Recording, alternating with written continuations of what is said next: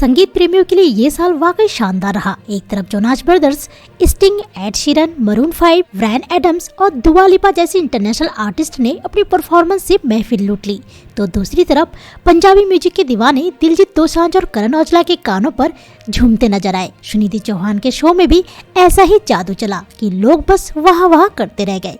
वहीं कुछ कंसर्ट्स में जमकर बवाल भी हुआ। कभी किसी ने स्टेज पर बोतल फेंक दी, तो कभी पुलिस और सिक्योरिटी वालों के साथ हाथापाई हो गई। ये साल जितना संगीत से भरा रहा, उतना ही विवादों से भी। तो चलिए अब आपको बताते हैं उन विवादित कंसर्ट्स के बारे में। हाल ही में मोनाली ठाकुर अपने वाराणसी कंसर्ट के लिए पहुंची थी और वहां जो हुआ उसने हर किसी को चौंका दिया। परफॉर्मेंस के बीच ही उन्होंने अचानक से ऐलान कर दिया कि वो शो छोड़ रही है। सोशल मीडिया पर एक वीडियो वायरल हुआ जिसमें ये बताया गया कि मोनाली इस इवेंट के इंतजामात और बुनियादी ढांचे से नाराज थी, इसीलिए उन्होंने मंच छोड़ने का फैसला किया।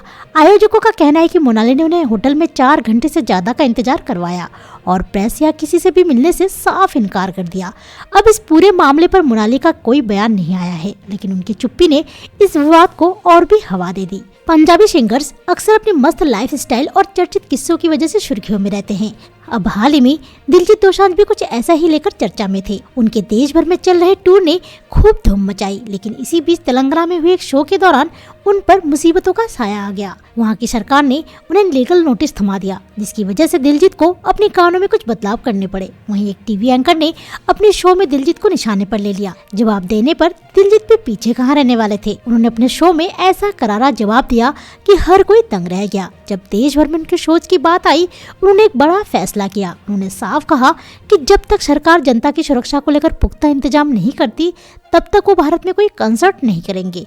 सोनू निगम का एक किस्सा भी काफी चर्चा में रहा था जब वो राजस्थान के एक कंसर्ट का हिस्सा बने थे। राइजिंग राजस्थान, जिसमें मुख्यमंत्री भजन लाल शर्मा के साथ कई बड़े नेता और विदेशी डेलीगेट्स भी मौजूद थे।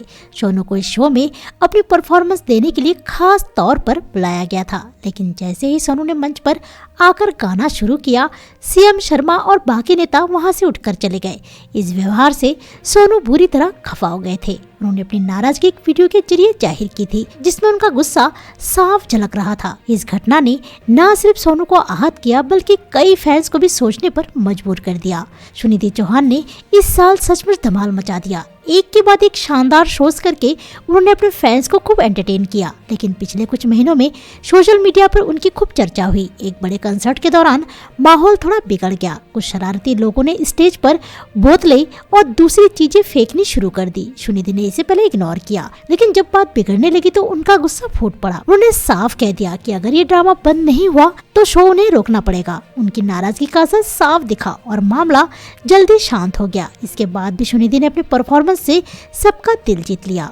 ऐसे न्यूज़ से अपडेट रहने के लिए वाया टॉक को सब्सक्राइब करें।